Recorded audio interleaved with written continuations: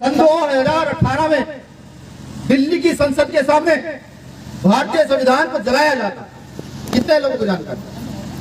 सन 2018 में दिल्ली की गलियों में भारतीय संविधान को जलाया जाता है, उस व्यवस्था को जलाया जाता है जो व्यवस्था 5000 साल की गुलामी का खात्मा करके हम लोगों की उन्नति का कारण बनी, उस व्यवस्था को जलाया जाता है। मेरा सवाल यह है, इस देश की प्रदेश में रहने वाले वो तथाकथित लोग जो ये कहते हैं कि हम अम्बेडकरवादी हैं, जो ये कहते हैं कि हम इस देश की व्यवस्था बदल देंगे, जो ये कहते हैं, ये मानते हैं कि हम बाबा साहब का सपना पूरा करेंगे, वो हाथ खड़े करके ये बताएं कि कितने आपके एमपी एमएलए से आपने सवाल किया, कितने डीएम एसडीएम एसएसपी से सवाल किया कि दिल्ली की गलियों में संविधान को जलाया गया है, जिन लोगों ने संविधान जलाया है उनका क्या हुआ? हाथ खड़े करके वो व्यक्ति मुझे बताए जिसने सवाल अपने क्षेत्र के नेता से किया हो या अपने क्षेत्र के प्रशासनिक अधिकारी से। हाथ खड़ा करके बता दीजिए। मैंने तो किया था साहब, मैंने किया था, मैं फरारी में था, एसटीएफ की टीम पीछे थी, फिर भी मैंने विरोध किया था दिल्ली में जाकर के। आप मुझे बता दीजिए कितने लोगों ने किया? नहीं किया था ना, नहीं किया। अब एक बात मुझे बताइएगा, मैंने पहले कह दिया, माफी मांग लेता हूँ, निकम्मा कौन है? हम निकम्मे नहीं है। बाबा साहब अम्बेडकर के दिए अधिकार के बदौलत आज यहाँ खड़े हैं, अच्छा खा रहे हैं, पी रहे हैं, आर्टिकल 19 के तहत पूरा चीख चीख कर यहाँ के मंत्रियों को पोस रहे हैं। लेकिन जो चीज हमें अधिकार देती है, जब उस पर कुठाराघात होता है और हम शांत हो जाते हैं, हम चुप हो जाते हैं। क्या हम लोगों को शर्म नहीं आनी चाहिए? बताइए मुझे, शर्म आनी चाहिए? नहीं शर्म आनी चाहिए। अगर नहीं चाहिए, आप कहते हैं कि नहीं आनी चाहिए, तो मैं कहता हूं कि इस सभा में बैठने का कोई फायदा नहीं। अपने घर जाइए, जाकर के अपने कम से कम परिवार को धोखा दें, परिवार लोग के बीच जाकर बैठे, कम से कम अपने परिवार को उन्नत बना। और अगर शर्म आती है तो समझ लीजिए इस संविधान की रक्षा अम्बेडकर नहीं होगी। अगर संविधान की रक्षा करना चाहते हैं तो इस देश की राजनीति के मुंह में हाथ डालिए। इस देश में वो युवा पैदा कीजिए जो चीख और ताड़ मार कर ये बना सकता हो। इस देश में वो व्यवस्था पैदा कीजिए जो संविधान के तहत उन अत्याचारियों को, उन अन्यायियों को, जो हत्या बलात्कार हम लोग करते हैं, जो संविधान चलाते हैं, जो हमारे अधिकारों को छीनते हैं, उनको जेल भेजा जा सके। ऐसे लोगों को पैदा करें। वो लोग पैदा कहां से होंगे? वो लोग पैदा सिर्फ एक बायोलॉजिकल एक्सीडेंट से नहीं हो सकते। बायोलॉजिकल एक्सीडेंट आपने समझा होगा क्या मतलब है? एक पुरुष और स्त्री के मिलन से वो लोग पैदा नहीं हो सकते। वो लोग सिर्फ पुरुष और स्त्री के मिलन से पैदा होते हैं तो ना जाने लाखों करोड़ अरबों इंसानों को छोड़कर जानवरों में भी जितनी प्रजातियां हैं उनसे भी बच्चे पैदा होते हैं। वो कैसे पैदा हो सकते हैं? तो वो आपकी व्यवस्था से पैदा हो सकते हैं। जो व्यवस्था आप अपने घर में लागू करेंगे वो व्यवस्था आपके बच्चों में ऑटोमेटिकली लागू हो सकती है। अगर आप अपने घर में बुद्ध की, पेरियार की, बाबा साहब अम्बेडकर की, साहब काशीराम साहब की विचारधारा लागू करेंगे तो आपके बच्चे भी उसी व्यवस्था को फॉलो करेंगे। और अगर आप मनुस्मृति की व्यवस्था अपने घर में लागू करेंगे तो आपके घर में भी वही व्यवस्था लागू होगी। और मनुस्मृति में साफ साफ लिखा हुआ है कि कुछ सुन लिया जाए तो कानों में शीशे, कुछ पढ़ लिया जाए तो जीभ काट ली जाए। कुछ का मतलब खुद ढूंढिएगा जाकर के, थोड़ा बहुत काम तो आपको भी करना पड़ेगा ना, जैसा सारा काम हम ही ढूंढिएगा कुछ का मतलब जाकर के, तो वो व्यवस्था पैदा करनी है। एक बात हमेशा ध्यान रखिए, इतिहास कभी भी चुप रहने वालों का नहीं लिखा जाता, घर में बैठे रहने वालों का इतिहास नहीं लिखा जाता।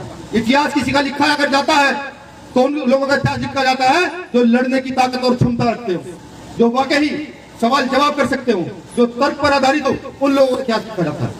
और मेरी खुद की सोच है, बिल्कुल सोच है।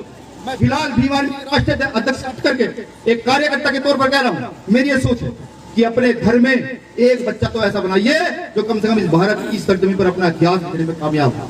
बिल्कुल बनाइए।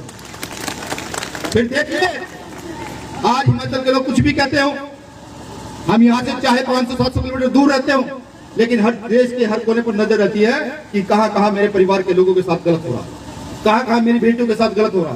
और ये मन रोता है जब किसी के साथ गलत होता है तो 3-3 दिन नींद नहीं आती, बिल्कुल नहीं आती।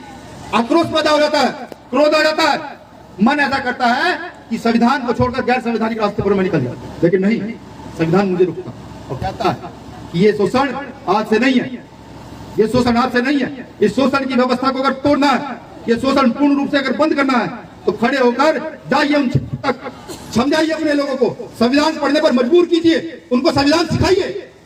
जब संविधान वो सीख जाएंगे, इस शोषण की लड़ाई का खात्मा अपने आप होगा। ये काम भीम आर्मी के लोग पूरे देश में लगातार पूरी ईमानदारी के साथ, फूले साहू पेरियार की विचारधारा के साथ, फिर कहता हूँ फूले साहू पेरियार की सैद्धांतिक विचारधारा के साथ हम लोग खड़े, बिल्कुल खड़े। देश में कोई घटना ऐसी अगर हो जाती है तो आपका एक कार्यकर्ता समाज का एक कार्यकर्ता जिसका नाम अभी लिया कुछ साथियों ने, भाई एडवोकेट चंद्रशेखर आजाद, गौर से सुनिएगा, समाज का एक कार्यकर्ता भाई एडवोकेट चंद्रशेखर आजाद वहां पूरी ताकत से पहुंचता है। और आज आपने भाई चंद्रशेखर आजाद को ताकत इतनी दी है कि वो सिर्फ अगर एक फोन करके ये कह दे कि मैं हिमाचल के शिमला कुल्लू मनाली कहीं भी आ रहा हूं और कोई घटना घटित होती है तो उसका जवाब मुंह तोड़ दूंगा। तो ये जो आपकी सरकार है ना, ये जो सरकार है ये हिल जाती है, ये हिल जाती है कि नहीं, वो नहीं आना चाहता, क्योंकि वो भी खुद कहते हैं भाई मैं रावण ही ठीक हूं। कम से कम रावण जो है अपनी बहन के लिए अपने पूरे वर्चस्व का तो नुकसान कर सकता है, अपना पूरा वर्चस्व खत्म कर सकता है, लेकिन अपने सिद्धांत खत्म नहीं कर सकता। कुछ चीजें अभी जैसे यहाँ से मुझे बताया मुझे साथियों नहीं, मुझे तो इतनी जानकारी नहीं है ना, मैंने उसका कोई प्रभाव देखा। मैं आपको से बताऊं कि यहाँ से SC/ST एक्ट के खिलाफ और आरक्षण के खिलाफ सब यात्रा निकाली गई। मैंने कहा अच्छा अच्छी बात है, SC/ST एक्ट के खिलाफ तो निकालेंगे वो लोग, क्यों? वो जब गलत करते हैं, अब हम पढ़े लिखे हो गए, जाकर FIR दर्ज कराते हैं, SC/ST को जेल में देते हैं। लेकिन समझ ये नहीं आया कि एक तरफ तो वो लोग आरक्षण की भीख मांगते हैं कि हमें आरक्षण दो, हमें आरक्षण दो, हमें आरक्षण दो। देश के 10% लोग हाथ फैलाकर भीख मांगते हैं हमें आरक्षण दो, और एक तरफ वो आरक्षण की सजाता निकालते हैं। अब हमें समझना पड़ेगा उनका प्लान क्या। वो कहीं हमें उलझाना तो नहीं चाहता, वो कहीं हमें हमारे मूवमेंट से भटका देना तो नहीं चाहता। अब वो लोग क्या करें, पूछिएगा जाकर के हर गली चौराहे मंच पर खड़े होकर उनसे पूछिएगा कि आरक्षण चाहिए या आरक्षण का विरोध करते हो। अगर आप आरक्षण की सब यात्रा निकालते तो खूब निकालो, लेकिन जो 10% आरक्षण तुमने हम लोगों से छीन कर अपने ले लिया है, उस आरक्षण को छोड़ दो। अगर तुम्हारे अंदर दम है और तुम वाकई भी सावरकर की औलाद हो तो उस आरक्षण को छोड़ दो और खूब वो निकालो, खूब। लेकिन अगर आरक्षण ले लिया है बाबा साहब के संविधान के तहत एक धोखेबाजी सरकार को यहाँ पर ला करके उस आरक्षण को स्थापित कर दिया है, तो ये गद्दारी क्यों? ये गद्दारी क्यों कि अब तुम लोग आरक्षण का भी विरोध कर रहे हो, आरक्षण कभी लेने के लिए लड़ते हो, कभी आरक्षण को खत्म करने के लिए लड़ते हो। तो इतिहास पर निगाह गई, जब इतिहास पर निगाह गई तो पता लगा ये तो गद्दारी पहले से है। सावरकर गद्दारी कर गया था और भी तथाकथित समय पर 1 मिनट में मुकदमे लगा दी, सरकार मुकदमे लगा देगी, केंद्र सरकार कहेगी नहीं इसको जेल में डाल दो, ने बोल दिया। तथाकथित आज के नेता भी जो केंद्रों में बैठे हुए हैं वो भी उस समय अंग्रेजों की गुलामी करते थे, उनके पूर्वजों ने अंग्रेजों की गुलामी की। तो पता लगा कि गद्दारी का गुण आज से थोड़ा ही है, ये तो जनजाति ला रहा है। तो ऐसे लोग जो लोग तथाकथित तौर पर आरक्षण का विरोध करते हैं, तथाकथित तौर पर SC/ST एक्ट का विरोध करते हैं, तो उनको मैं समझा दूं, मैं बता दूं, आरक्षण कोई गरीबी उन्मूलन कार्यक्रम नहीं है, आरक्षण कोई खैरात में दी हुई चीज नहीं है, आरक्षण कोई तुम्हारे घर की जागीर नहीं है। ये सिर्फ और सिर्फ देश के दलित आदिवासियों को, देश की जो वो जातियां जो मेन स्ट्रीम से हमेशा पीछे नहीं है, जिनका हमेशा शोषण रहा है, जो आज भी उन्नत नहीं हो पा रही है, ये आरक्षण उनके प्रतिनिधित्व को स्थापित करने के लिए, उनको समाज में खड़ा करने के लिए दिया गया है। और अगर वो लोग जिनके पुरखे राजा महाराजा रहे हो उनको भी आरक्षण की जरूरत पड़ गई है, तो जो हमें भिखारी कहते हैं अब वो क्या बन गए? वो क्या बन गए? वो भिखारी नहीं बन गए। तो मैं पूछता हूं उनसे, मैं कहता हूं यहाँ पे हिमाचल में, क्योंकि यहाँ पर ब्राह्मणवादी व्यवस्था के साथ साथ कॉन्स्टिट्यूशन के तहत जिसको हम जनरल कहते हैं उनकी भी संख्या बहुत आता है, बहुत ज्यादा है, बहुत दिन में आते हैं हम लोग हिमाचल के अंदर। मैं उनसे भी कहता हूं जो उन कौम में प्रगतिशील लोग हैं, जो बाबा साहब अम्बेडकर को कोई 1% समझते हैं, जो ये कहते हैं नहीं न्याय के आधार पर समाज की स्थापना होनी चाहिए, मैं तो कहता हूं उनसे आइए हम लोगों के खिलाफ, आइए हम लोगों के साथ आवाज उठाइए, आरक्षण के खिलाफ नहीं, आइए जो देश में बलात्कार करते हैं उनकी अर्थियां निकालते हैं चलकर, साथ मिलते हैं उनकी अर्थियां निकालते हैं चलकर के, आइए हम लोगों के साथ, जो देश के 90% वर्ग को शिक्षा के आधार पर आज भी पिछाड़ रहे हैं, आइए उनकी अर्थियां निकालते हैं। चलिए हम तैयार, बीमार भी तैयार, बाबा साहब को मानने वाले तैयार, आइए अर्थी निकालते हैं, उन लोगों की निकालते हैं जो देश को लगातार बेचे जा रहे हैं। कैसे बेचे जा रहे हैं? जब अंग्रेज आए थे कैसे आए थे जानकारी है? पहाड़ पर तो अंग्रेज बाद में चढ़े थे। ये जो हमारे तथाकथित आज के मुख्यमंत्री, तो माफी चाहूंगा प्रधानमंत्री महोदय, अरे जो पूरा कैबिनेट बन गया जहाँ के वो लोग रहने वाले हैं, दूसरा बंगाल एक जगह जानते होंगे, वहां पर तथाकथित अंग्रेज आए थे व्यापार के लिए। समझने का प्रयास कीजिएगा मैं क्या कह रहा हूँ। ये आने वाले समय के लिए शायद आने वाले समय में फिर से किसी भगत सिंह को पैदा होना पड़ जाए, हो सकता है, बिल्कुल हो सकता है। ये वहां पर आए थे व्यापार के लिए, लेकिन क्योंकि हम लोग सीधे लोग थे, जिन लोगों ने इनको वहां व्यापार करने दिया उन्हीं लोगों ने इनको राजा बना दिया। आज क्या समझते हैं? आज हो क्या रहा? रेलवे नहीं बिक रहा है, BSNL नहीं बिक रहा है, किसी संस्था का नाम तो बताइए नहीं बिक रहा है। बैंकों का क्या व्यापारीकरण नहीं हो रहा है? सारी चीजों का तो व्यापारीकरण हो गया है। तो आप क्या सोचते हैं, क्या देश पर पूंजीपति अंग्रेजों का राज स्थापित नहीं हो रहा है?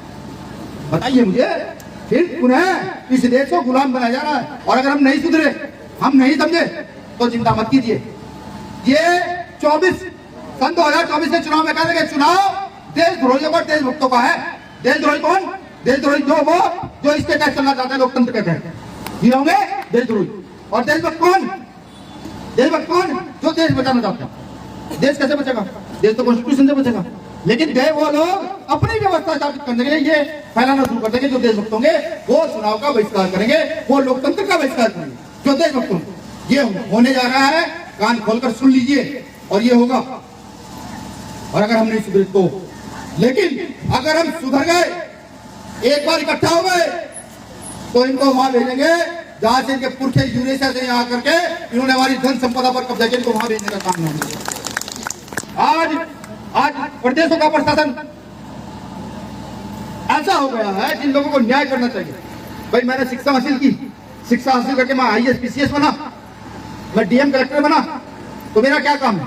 तो तनख्वाह मुझे मिलती है वो जनता के टैक्स के पैसे से मिलती है। उसको किसी के सरकार का बाप का, नेता के बाप को कमा कर नहीं देते। लेकिन आज हो क्या गया है कि मेरे पैसों से तनख्वाह लेने वाला वो प्रशासन, जो कहीं ना कहीं ऐसा हो गया है जैसे व्यापारियों के बाहर कुछ जानवर को बांध दिया जाए। व्यापारी कहे कि इधर हिल तो इधर हिल जाए, दूसरे व्यापारी का इधर हिल तो उधर हिल जाए। ऐसा नहीं हो गया, ये हुआ नहीं मसला।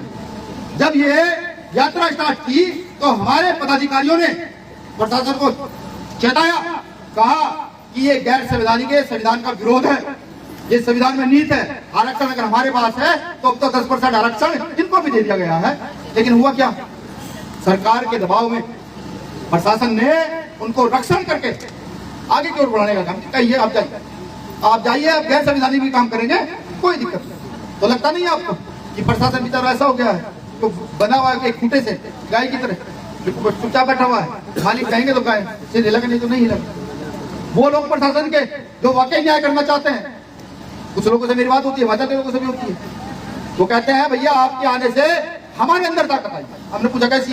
कि जब कोई गलत काम होता है और आपकी टीम आकर खड़ी हो जाती है तो हमें भी लिखने का मौका मिल जाता है, न्याय करने का मौका मिल जाता है। वो लोग कहते हैं। तो समझ लीजिए इन लोगों की चाल क्या है, ये किस दिशा की ओर हमें लेके जाना चाहते हैं। बिल्कुल मैं तो मांग भी करता हूँ, बिल्कुल केंद्र सरकार से मांग करता हूँ कि तुम्हारे तथाकथित लोग, तुम्हारे द्वारा पाले गए गुंडे जब आरक्षण का विरोध करते हैं और उस आरक्षण को खत्म करने के कारण करते हैं, तो मैं कहता हूँ, बिल्कुल कहता हूँ कि आप मंडल कमीशन की तरह है, काका कालेलकर की रिपोर्ट जैसे बनी थी उसकी तरह रिपोर्ट तैयार करा लीजिए। पूरे देश पता लग जाएगा यहाँ के हिमाचल के आदिवासियों की स्थिति क्या है।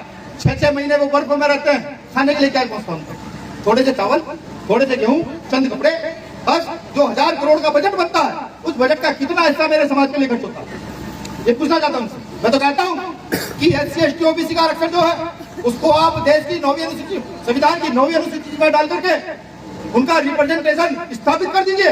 अगर आप दलितों के देशी हैं तो, और नहीं है तो इस देश में लोकतंत्र है और इस देश में सिरों की संख्या हमारे सबसे ज्यादा है। इस देश में अंगूठे हमारे सबसे ज्यादा हैं।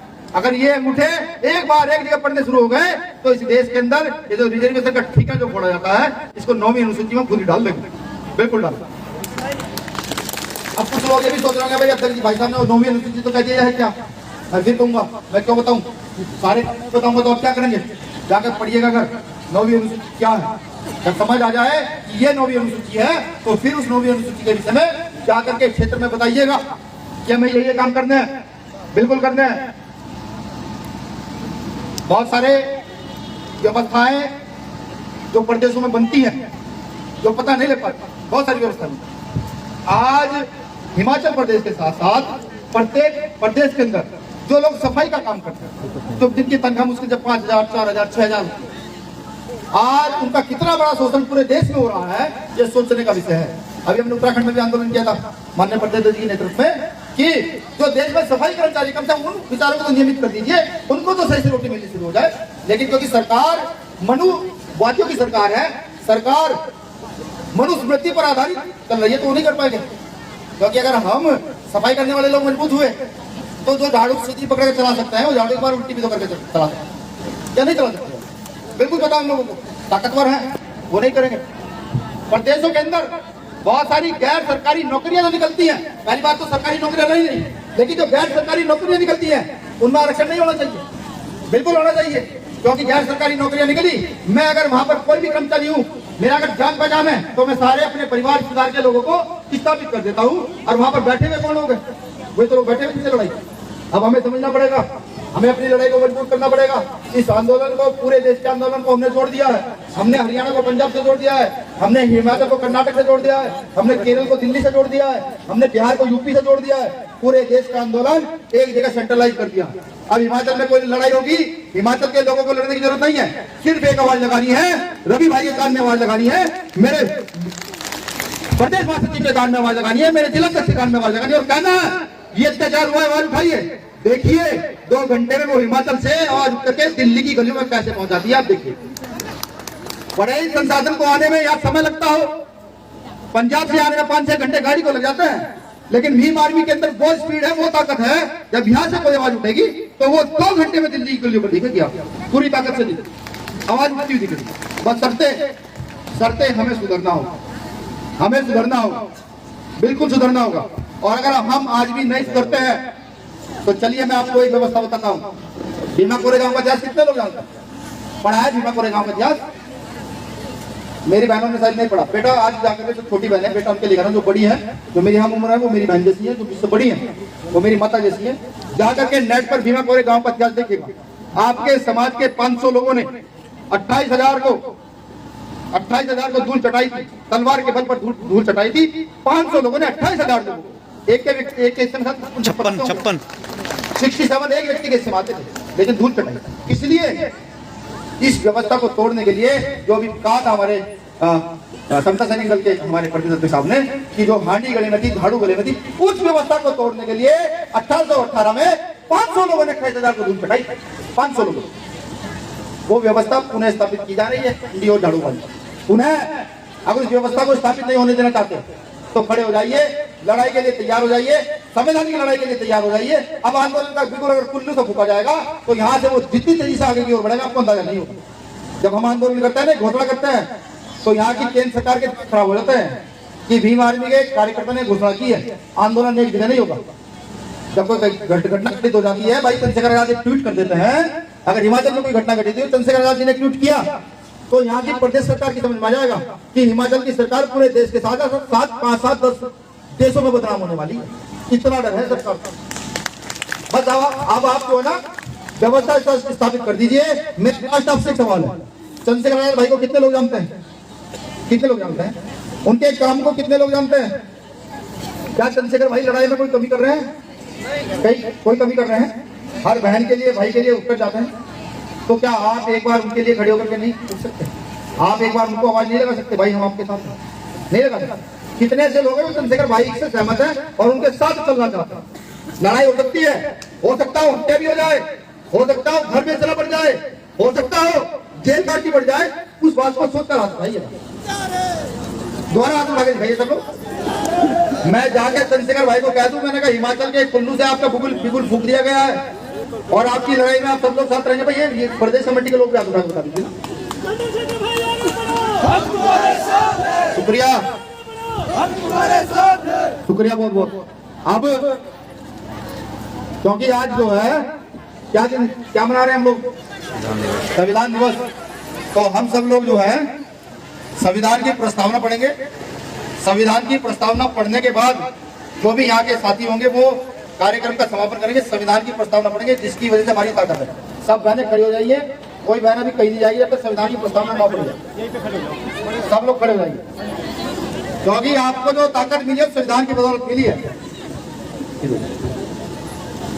हम भारत के लोग भारत को एक संपूर्ण प्रभुत्व संपन्न समाजवादी धर्मनिरपेक्ष लोकतंत्रात्मक गणराज्य बनाने के लिए तथा उसके समस्त नागरिकों को सामाजिक, आर्थिक, और राजनीतिक न्याय, विचार अभिव्यक्ति, विश्वास, धर्म और उपासना की स्वतंत्रता,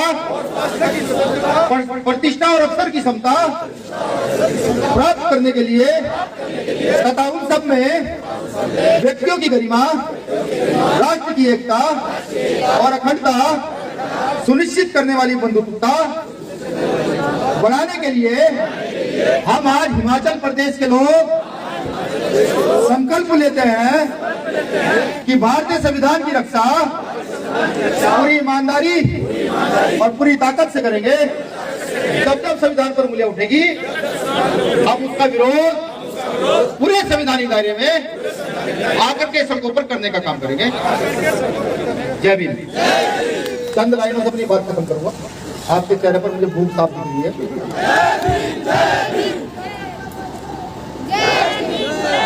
साथियों, वक्त बहुत कम है, पूरा जोर लगा दो।